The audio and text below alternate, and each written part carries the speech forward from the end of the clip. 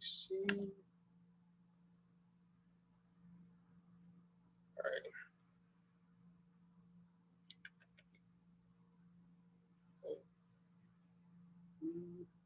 All right, so drop a 1 in the chat if you can hear me.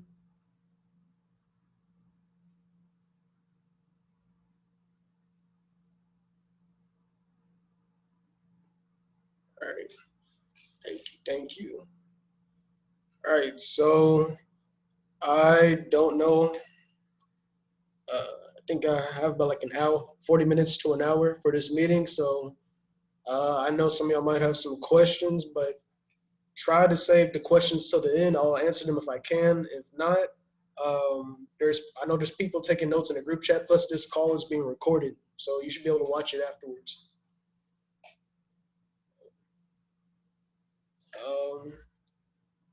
I'll give it till 7:05. 7:05. We'll go ahead and get started.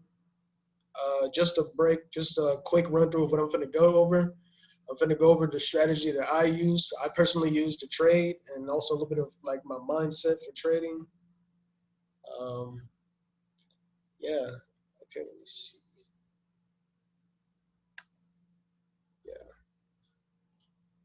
And also afterwards, because what I use to trade is not super complicated. It's nothing too hard.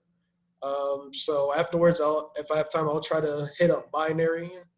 I'll try to show y'all what I do for binary and what's given me a little, some pretty decent success my first few days on it, just so y'all can have another method to look at and consider.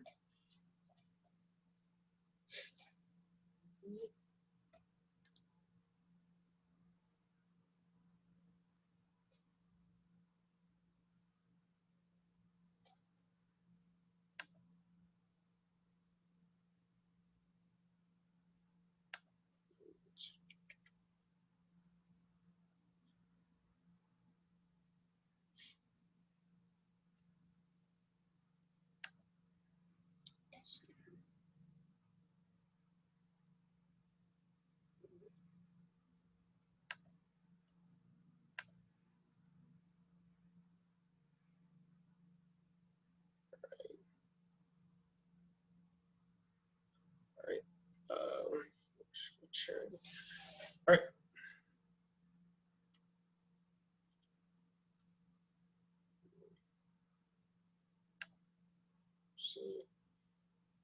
So I think y'all should be able to see my screen.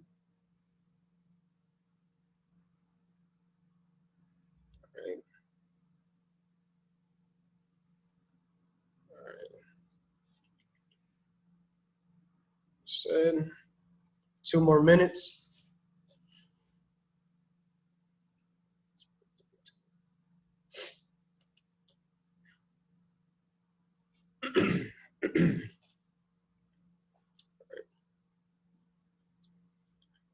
I'm gonna repeat real quick for anybody who's just joining.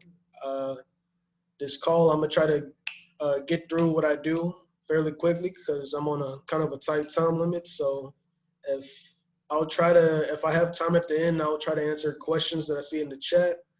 But most likely, I don't know if I'll be able to get to them.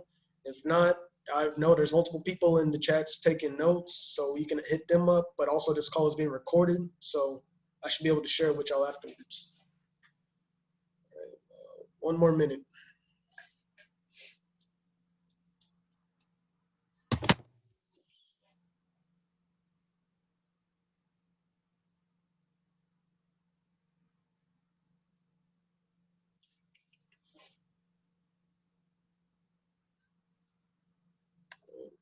Let's see. Real quick, drop a 1 if y'all could see my screen. I just want to check. Drop a 1 in the chat.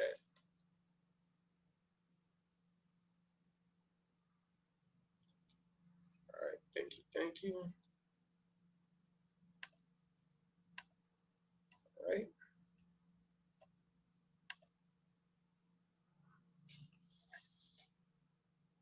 All right, so we'll go ahead and get started. So first, I'm gonna show y'all kind of what I work with. All right, so let me take this off, take this. All right, so what I use to trade, it's as simple as all I mostly do is support and resistance. I use support and resistance, and I also trade on the breakouts from each level. So let me show y'all.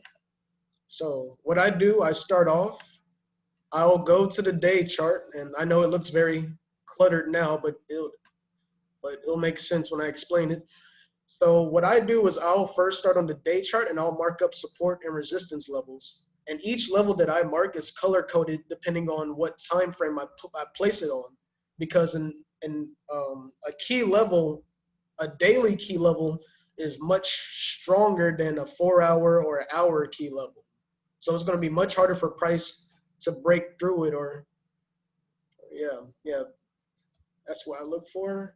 And what I look for, in case like you're maybe a little bit newer, what I look for support and resistance is I'll look at price, and support and resistance is areas where you see similar to this, where price, it will go to the area and it will touch it and it will retract from the area, right? And then also, but besides seeing where price goes and it gets stopped, you also want to look back and see if this area was also a support and a resistance. So you see for this daily that I marked on here, you see how price came down, touched it, retreated, came down, and it kept trying to break through, but it couldn't. And then it finally broke through, and it kept retesting it because it was it's a key level, right? And you see price came back, and you see price hit it, but then it automatically retreated. So that means at this moment, this level is acting as a resistance, even though over here it was acting as a support. And that's all I look for, and I mark all those up on the daily and the hourly. Now, for me personally, the purple levels are my daily levels. Those are going to be like my more largest ones that I look to. Let me go down. So the daily is what I mark up first. Next is the 4-hour. The 4-hour. The 4-hour is my little dark red levels. So let's see. Let me see if I can find something. Okay, perfect example. So look at this 4-hour level right here. You see how price came up to the level, retreated, came back, and it kept trying to break through, right? So it's acting as a resistance right here. But once price broke through, it came back and it kept trying to get back down through it, but it couldn't, because now it's acting as a support. And that's why I mark this as a key level, right? And then it's the same story on the hour. Now the hour is, I should have made these the same color, but the hour is all of my blue lines are hourly levels. And these are going to be the smallest levels that I work with. I don't mark up to 15 levels. Marking up 15-minute levels, it's pretty time consuming, but also it can be good if you're more of a scalper. You can get some decent scalps off of it, but I honestly don't really think it's worth the time for it. All right, so with that all being said, what do I do to look for an entry or for a trade that I like? All right, so while the last level that I marked up is on the 1-hour, you're going to find your entries on the 15-minute. If you try to find entries on the 1-hour, you're going to get you might get some less precise and less or you're not going to get as good of an entry on the 1-hour as the 15-minute. And then also you may see that I added some MAs. Well, I added an MA, and then I added a SMA, or a smooth moving average. And I set both of them for 50, right? So 50 MA, 50 SMA, or smooth moving average, right? And what they do is basically I use them to kind of give me a general sense of the overall trend of a certain segment. So I mostly look at them for the larger time frames, such as, let me see. So this is AU. So we can see that looking at this on the hourly, the trend is starting to go from a buying trend to it's starting to turn into a sell trend, which you could have also seen, because you can see, let me show y'all. You kind of had this little trend right here that was also forming. You had this trend that was forming. And then price broke down through the trend, and it's now on a downtrend. So it's price is reversing. And these MAs kind of showed you that. They kind of showed you, because you can see the blue line is starting to go down, and it's eventually going to cross over the red line, right? So that's what the MAs are for. Okay, let me go back to the 15 for y'all, right?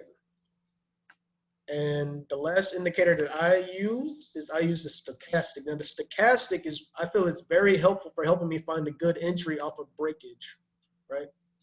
So let me explain to y'all what I look for. So what I look for is I look for price. Let's say price is, okay, let's say disregard all this right here. Let's say price is just right here. This is this little segment of price. Price is stuck in between two levels. So it's kind of stuck in its own little zone. What I look for to hop into trades is once price breaks above or breaks below this zone, right? So let's say if it breaks above, you're looking for a buy. If it breaks below, you're gonna look for a sell, right? So what I look for is, you see how price closed above this level, right? So what I'll do is you can place a vertical line, or you could just use your cursor and look straight down to the stochastic. Now, I look to enter when I have a breakage and my stochastic is somewhere in this zone, preferably a little bit lower. This is for a buy, and preferably a little bit higher for a sell, because you want to buy low, sell high. So right here, price made a breakthrough. So I would be looking to get into this trade at this moment.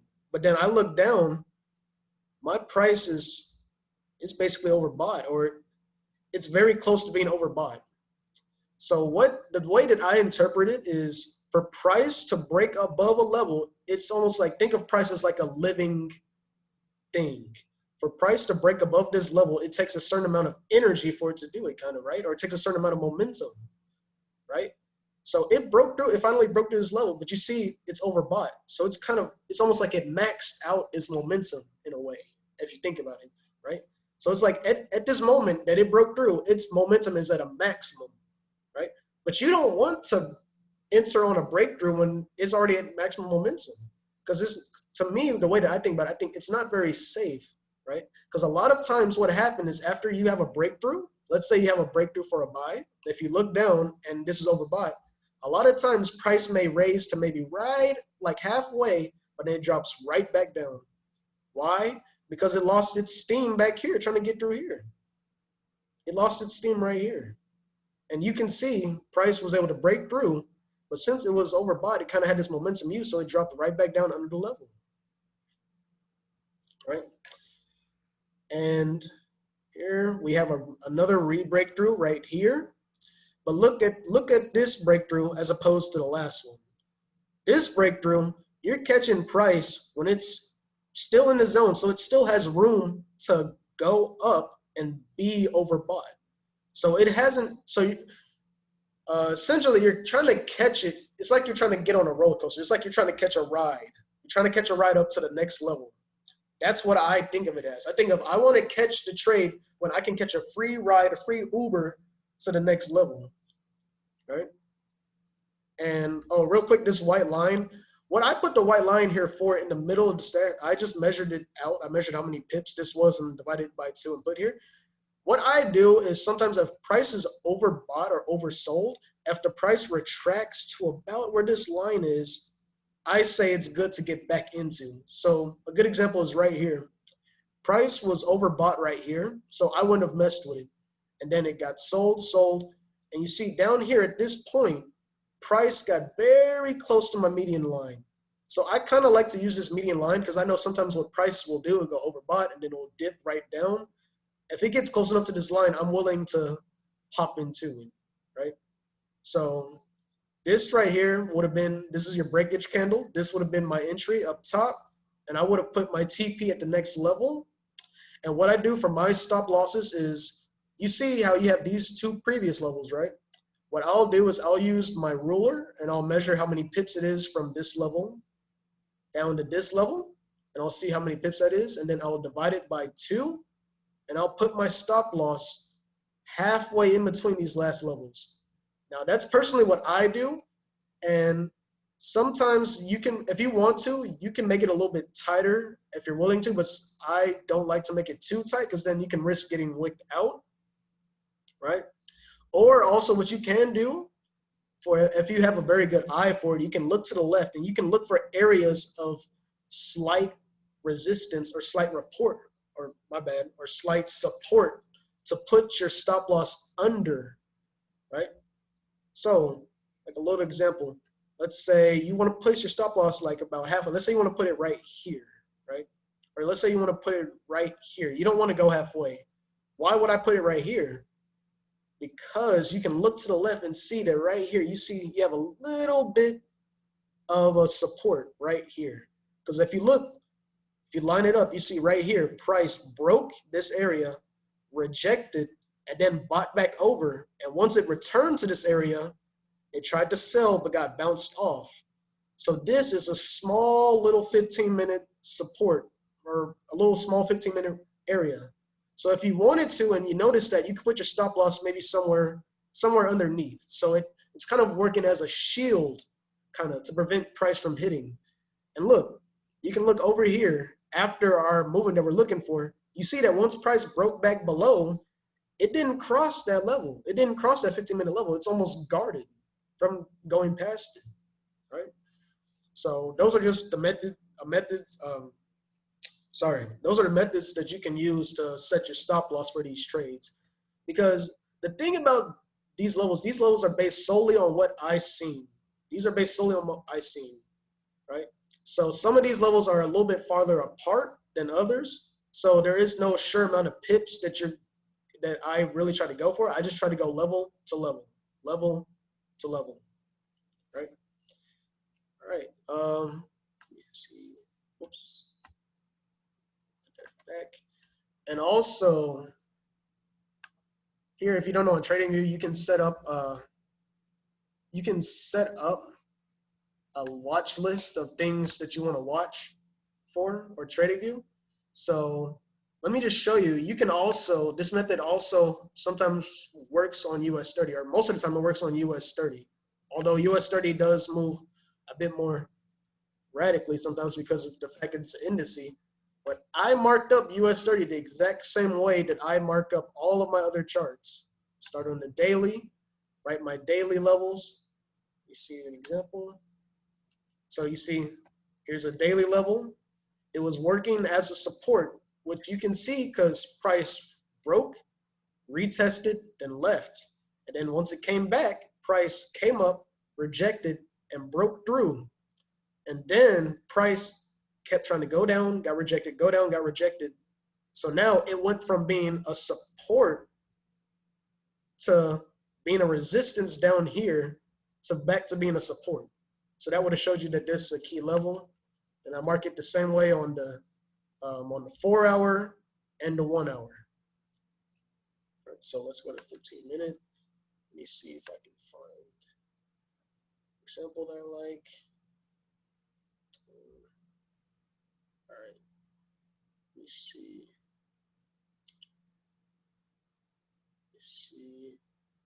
All right, so here's an example of an entry. You could have got on US30 right here, wrote it up to the top. So you see we have our breakage right here.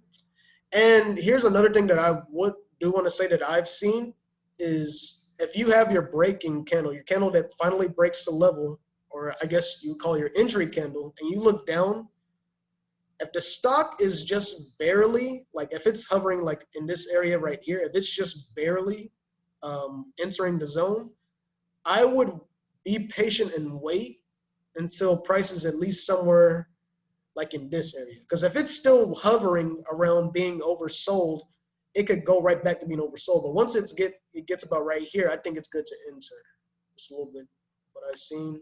So here, price is just barely above that point, but it looks like it's finally committed. So you can either enter on this, on your breakthrough candle, or if you want to be a little bit more cautious, you can wait until you get 2 consecutive back-to-back candles, such as right here.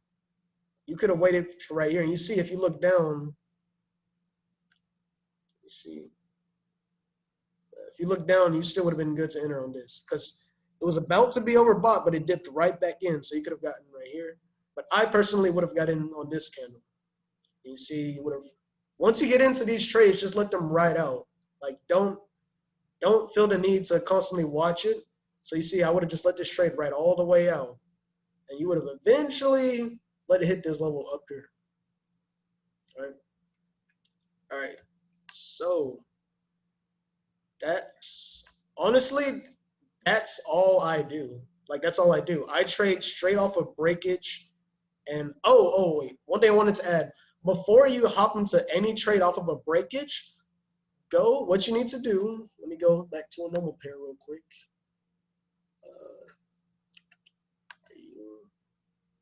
All right, so what you need to do before you trade off of any breakage is, let's say you see a break right here. Let me see. Could you have entered right here? Oh, yeah, you would have entered about right here. Okay, so let me add a line right there. And what you need to do before you enter in any trade is go on your larger time frames and look at their overall trends at that point. So let's look on the daily. If I can find it. All right.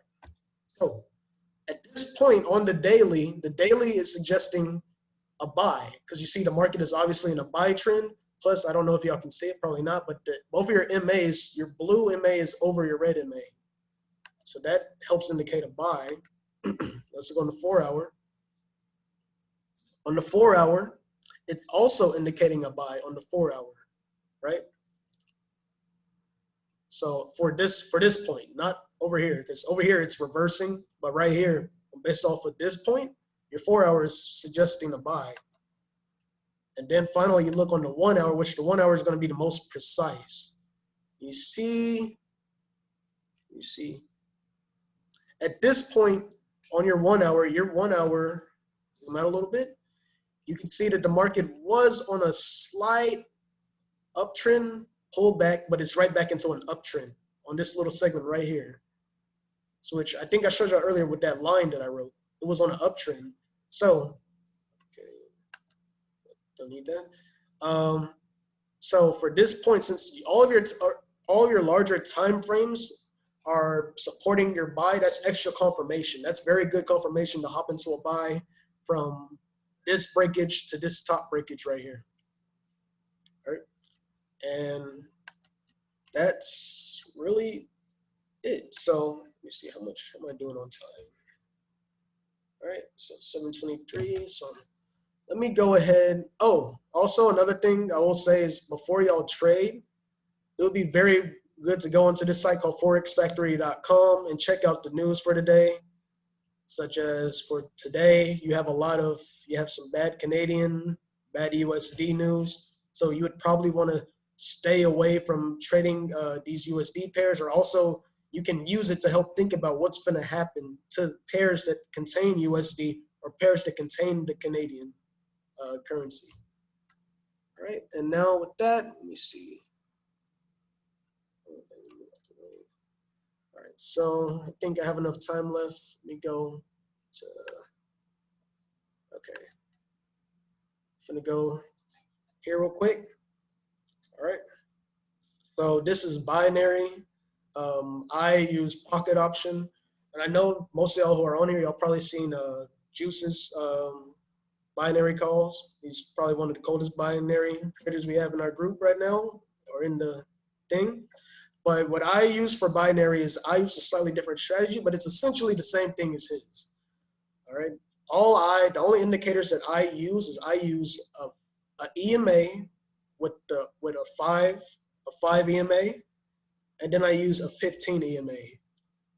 The 5 EMA is the white. The 15 EMA is the black. All right.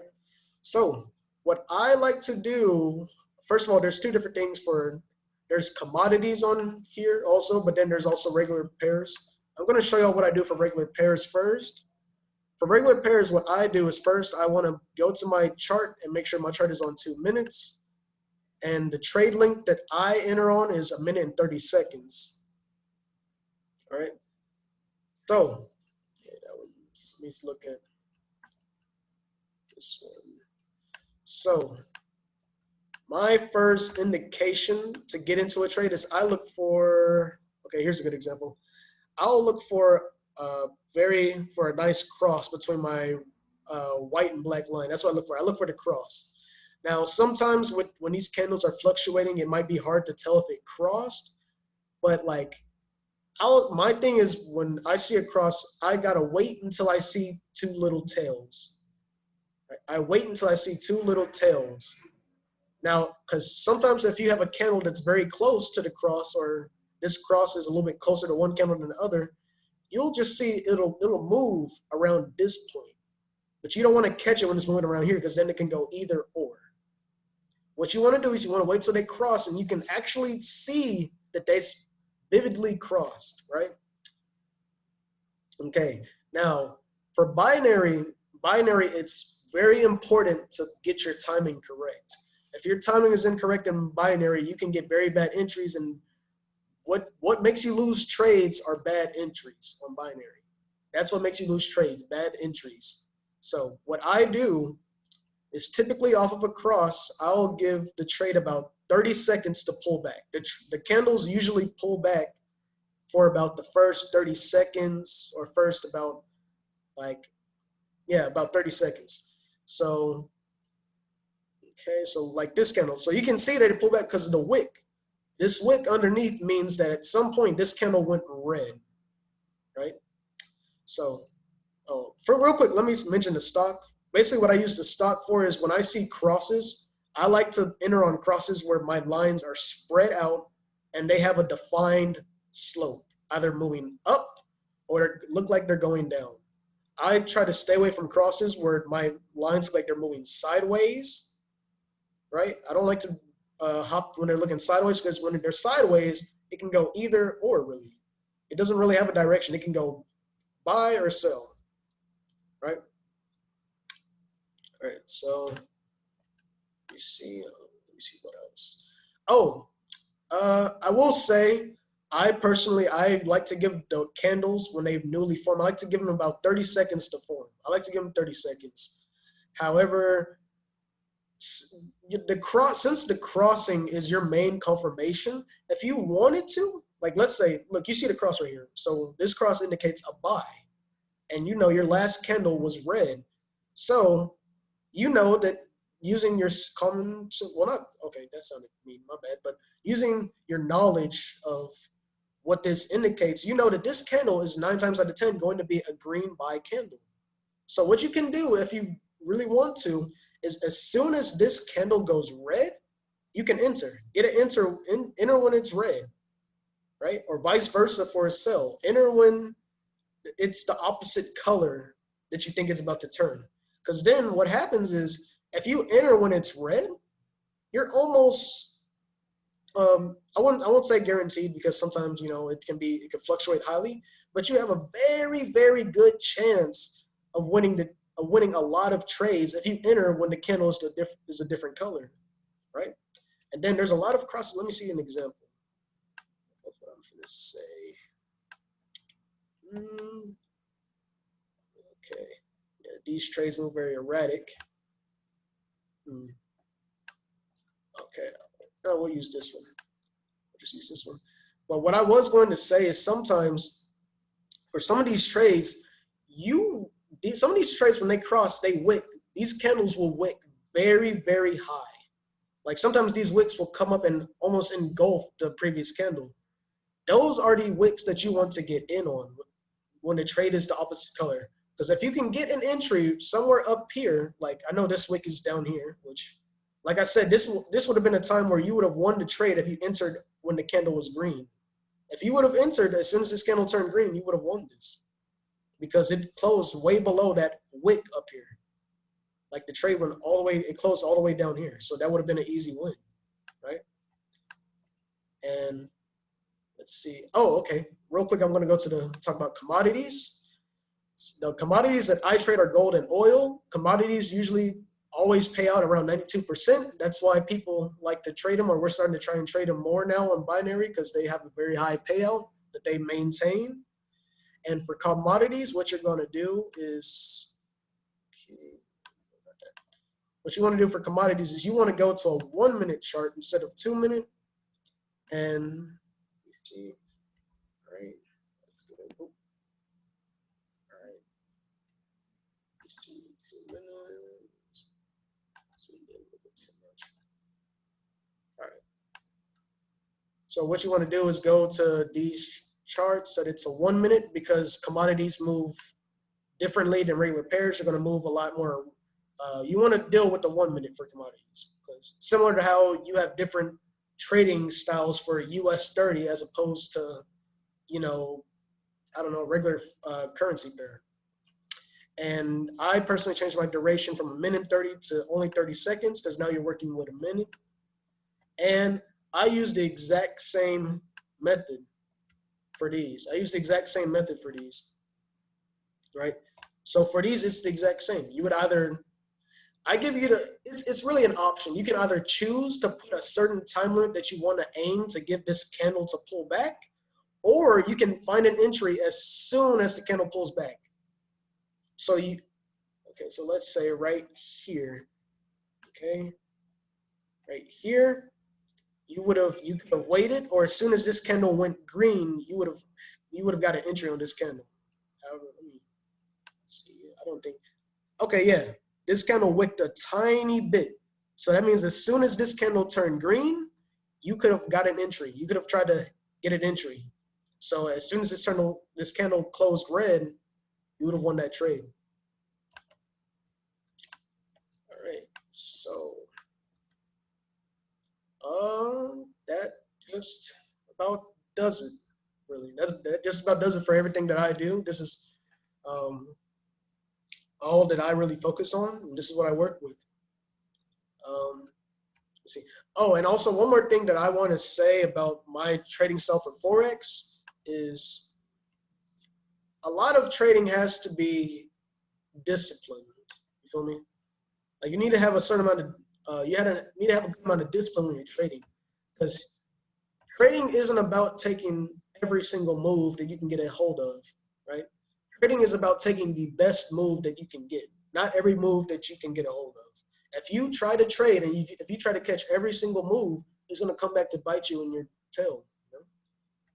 So such as, let's say, oh, I had a break above, right? Like, look, this is a perfect example right here. We have a break right here, but then you look down and it's way overbought. It's way overbought. So let's say you said, hey, I haven't had a lot of trades today. I haven't really done much today. This looks okay. I think it will make it. So I'm gonna just hop in, right? Then let's say you just hopped in. Okay. All right. Thank you for that, Chris. Let's say you decide to hop in right here, right? On this case, you would have gotten lucky, or you would have gotten fortunate. This actually carried its way all the way here. Now, when I look at this, what do I think? Do I think, dang, that's money I could have missed out on? Do I mean that's money that I could have made, or hey, did I miss out on that? No, I look at it and I think, okay, that's nice. I'm gonna catch it when it goes back up. It's that simple, right? Because a lot of times what happens is when you have a break and it's overbought or oversold and it goes to the next level, it's not gonna make it to that next level. It's not gonna make it. It's gonna go to that level and it's gonna come right back down, most likely, because it's used up all of its energy all the way down here. So when it gets to this level, it's not gonna make it through there. All right, so that's honestly it. Let me see if I can go back and see any questions in the chat. Let me know if y'all have any questions. I'm looking at y'all questions right now. I'll answer them.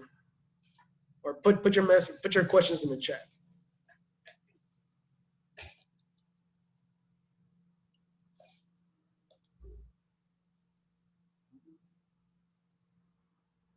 Any questions? No questions?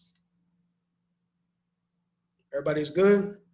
Did I go over it? Did I go over everything well? Is there anything that like y'all wanted me to go back over, or that y'all didn't really hear, or did y'all also wanted to hear?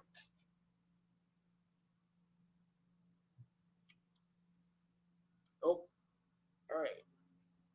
Oh, I'm following you. Okay, thank you. Good to hear you follow me. You did great explaining. Thank you, Alex. Thank you. Thank you. I'll try my best. You know, I have a little bit of. I'm not the best. you doing it. Binary. You were thorough. Understand. Can you do an example on binary? Okay. Oh, and all y'all for thank y'all. Thank you. I try to explain this stuff to the best of my ability. You know, I'm not the best at speaking. You know, publicly, but I try. I still try. Let me see.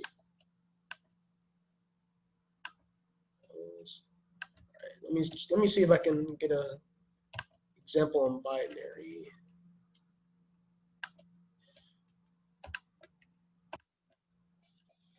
Let me see if I can find something to say. Okay.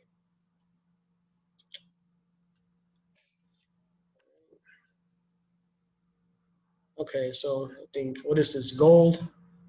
So I think we can try for gold. I'll try to see once this cross so I can get in.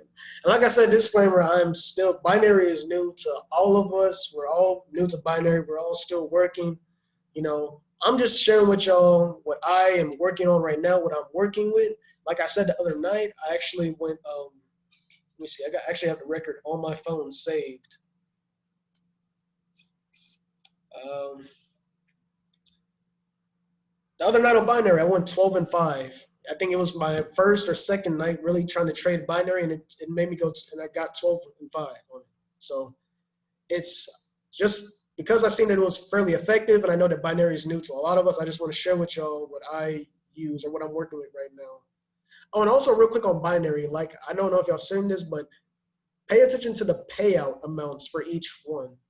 So especially for these normal pairs, like let me see if I can find a payout. Actually, let me see. Let me go to this one. All right, so you see how next to the price it has these percentages, right? You want the payouts to be 70% or greater. If the payout is under 77%, I mean, not 77, under 70%, it's not really worth it to mess with the trade. And notice earlier, both of these right here were at 92%. Now this one is to 80, this one's to 73. Gold and oil is still at 92. All right, let me see. Okay, let me get a good trade example. Okay, so, all right, so, oh man, I was trying to explain, other things. I actually missed out on this cross, but let me see if I could have showed y'all what happened. All right, so this is one of the cases where this candle just went straight into a buy. It didn't give us a wick, so that means this candle didn't really turn red at any point. Let me see if I can go down, look down at my stock. Okay. All right. And honestly, I wouldn't have hopped into this right here. I wouldn't have hopped into this because the last indication that I used to hop into binary trades is I look down at this. Let me put on my cross again, but I'll look down at the stock. So which candle was it? It was this candle. This was the candle that formed after the cross, and if you look down, you can see that on the stock, these lines are super crunched together. It's almost like they're trying to form one line. Whenever the stock is like this, or whenever these lines are this closely brought together, I stay away from all of those, because at that point, if you hop into a binary trade-off after that, it's really 50-50 what's going to happen. It's 50-50. Because think of it, like the lines are basically together. They're sideways. So it's really 50-50 which way it can go. One line can break up, the other line can break down. So look, as you've seen, like on this candle, you had these sideways stock lines. So this candle, even though you know that it's going to buy, and as you can see, it bought the next candle, you see that this candle ended up turning red, even though you know that it wants to buy. Why did you have a red candle? let's look at your stock. Your stock told you that it could be, this candle could basically be red or green, right? And also a little bit, just a little, one more piece of knowledge before, like, I guess, oh, wow, that sounded bold. Not piece of knowledge, but piece of advice from what I've seen is, I've seen a lot of times when you have a cross, let's say it's crossing for a buy, like this example, if the next candle that you enter on after the cross, if this candle ends up turning like the opposite, like you see how this cross indicates a buy, this is the candle after the cross, right? Which should be, it wants to buy, but this candle ends up being red. I've seen that 9 times out of 10, it's the very next candle that's going to do what you expect, right?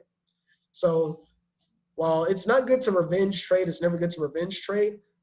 Like, let's say you entered on this candle, you're like, okay, this candle's going to be green. Let me put my entry down here. And let's say you lose out on this candle because it's 50-50.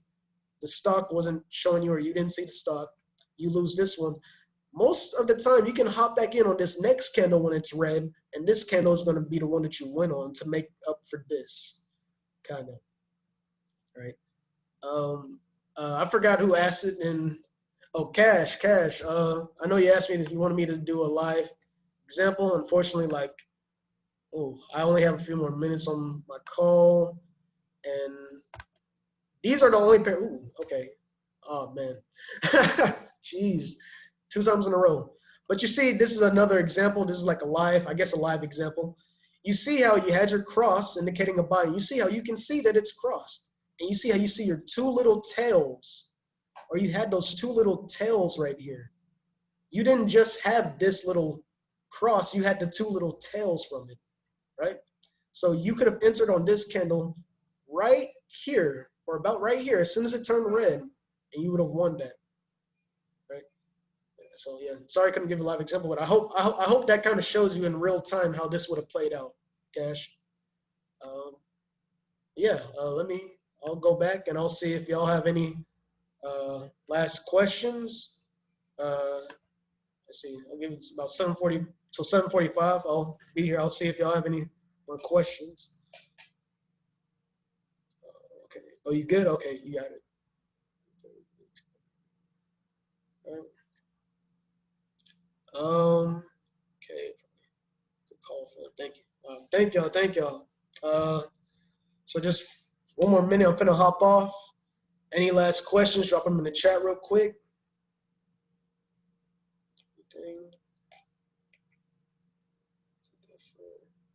Thank y'all. Thank y'all.